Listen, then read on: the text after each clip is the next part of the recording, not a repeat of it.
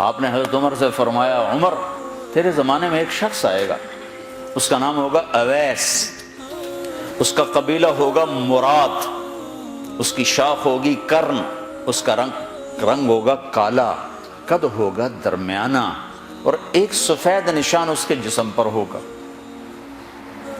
جب وہ آئے تو تم اس سے دعا کرانا، علی تو بھی کرانا، عمر تو بھی کرانا، اور میں قسم کھا کے کہتا ہوں کہ اویس جیسوں سے دنیا بھر جائے تو عمر و علی کے ایک بدن کے بال کے برابر نہیں، لیکن اس کے ذریعے سے ایک پیغام آگے پہنچانا تھا۔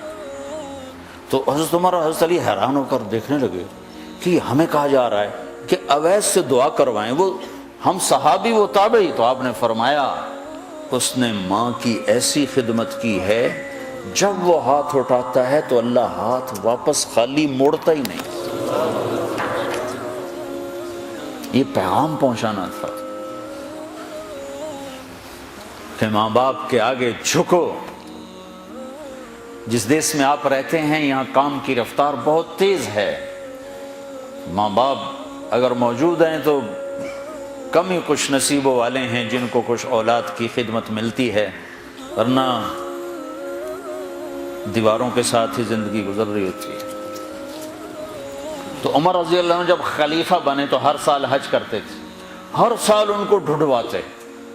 اب مجھے یہ نہیں پتا درمیان کے کوئی سال ہوں گے کہ ایک سال آپ نے حج پر سارے حاجی اکٹھے کر لیے، ایسے اپنے سامنے کا کھڑے ہو جاؤ بھائی، سب کھڑے کر لیے، کہنے لگے بیٹھ جاؤ سارے یمن والے کھڑے رہو، تو سارے بیٹھ گئے، یمنی کھڑے رہے، کہ سارے یمن والے بیٹھ جاؤ، قبیلہ مراد والے کھڑے رہو، تو سارے یمنی بیٹھ گئے، مراد والے کھڑے رہے۔ اس سال میں یمن گیا جماعت میں تو اویس کرنی کے گاؤں گیا، ان کی جگہ پیدا ہوئے، جو ان کا قبیلے کے لوگوں سے ملا، اس علاقے سے گزرا، دیکھا کہ اچھا یہاں وہ ہستی پیدا ہوئی تھی۔ خشک پہاڑ ہیں، بالکل خشک پہاڑ۔ پھر آپ نے کہا مراد والے بیٹھ جاؤ، قرن والے کھڑے رہو، تو صرف ایک آدمی باقی بچا۔ تو آپ نے اس سے پوچھا تم قرنی ہو؟ کہ جی ہاں۔ اویس کو جانتے ہو؟ کہ جانتا ہوں، میرا سگا بھتیجا ہے، میرے بھائی کا بیٹا، لیکن وہ تو تھوڑا پاگل سا ہے، آپ اس کا کیوں پوچھ رہے ہیں؟ تو عمر رضی اللہ تعالیٰ عنہ رونے لگے، کہا وہ نہیں، تو پاگل نظر آتا ہے۔ پھر آپ نے پوچھا کدھر ہے؟ آیا ہوا ہے حج میں؟ ہے؟ کہ جی ہے۔ کدھر ہے؟ کہ جو اونٹ چرانے نکلا تھا عرفات کی طرف۔ تو حضرت عمر نے حضرت علی کو ساتھ لیا اور دوڑ لگائی اور پہنچے عرفات کی طرف۔ تو دیکھا تو ایک آدمی ایک کیکر کے درخت کے نیچے نفل پڑ رہا اور اونٹ اس کے چاروں طرف چل رہے۔ تو یہ دونوں حضرات بیٹھ گئے، تو انہوں نے اویس نے محسوس کیا کچھ آ گئے لوگ، تو انہوں نے نماز مختصر کر دی، سلام پھیرا۔ تو حضرت عمر نے پوچھا کون ہو بھائی؟ کہا جی مزدور ہوں۔ کہا تیرا نام کیا ہے؟ کہا جی اللہ کا بندہ۔ کہا بھائی ہم سارے کے بندے ہیں، میں پوچھ رہا ہوں جو نام تیری ماں نے تیرا رکھا وہ کیا ہے؟ تو وہ تو پہچانتا نہیں تھا کہ عمر کون ہے، علی کون ہے، وہ تو پہلی دفعہ حج پہ آئے تھے۔ وہ کہنے لگا تم کون ہو میرا انٹرویو کرنے والے؟ انٹرویو تو میں اپنی طرف سے کہہ رہا ہوں۔ میں کہا تم کون ہو میرا پوچھنے والے؟ تو حضرت علی بولے یہ امیر المومنین ہیں عمر بن خطاب اور میں ہوں علی بن ابی طالب۔ پھر وہ ایسے ایک دم گھبرائے، دونوں کو سلام کیا، میں معذرت چاہتا ہوں میں نے پہچانا نہیں۔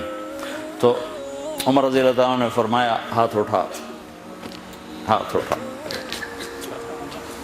برمنگم والوں کو پیغام پہنچے کہ ماں کی خدمت کیسے کی جاتی، کہ عمر جیسا ہاتھ اٹھوا رہا ہے، علی جیسا، علی جیسا۔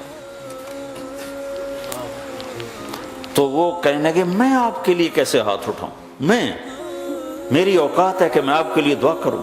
کہاں، ہمیں ہمارے نبی کا حکم تھا کہ اویس آئے تو اس سے دعا کروانی ہے، کہ جب وہ ہاتھ اٹھاتا ہے تو وہ ہاتھ خالی نہیں آتے۔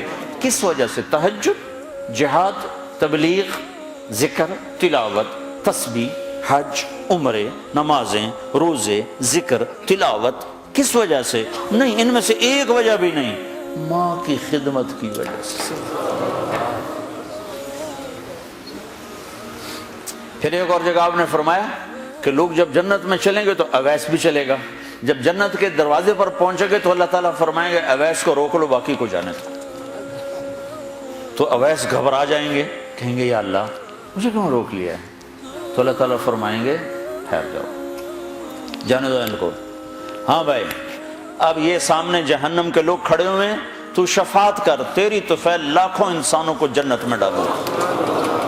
تجھے اس لیے روکا ہے کہ تو شفاعت کر، جدھر تیری انگلی اٹھتی جائے گی ان کے لیے جنت لکھتی چلی جائے گی، ان کے لیے جنت لکھتا چلا جاؤں گا جدھر جدھر تو انگلی اٹھائے۔ صرف پونڈ ہی سب کچھ نہیں، مائیں بھی بہت کچھ ہے۔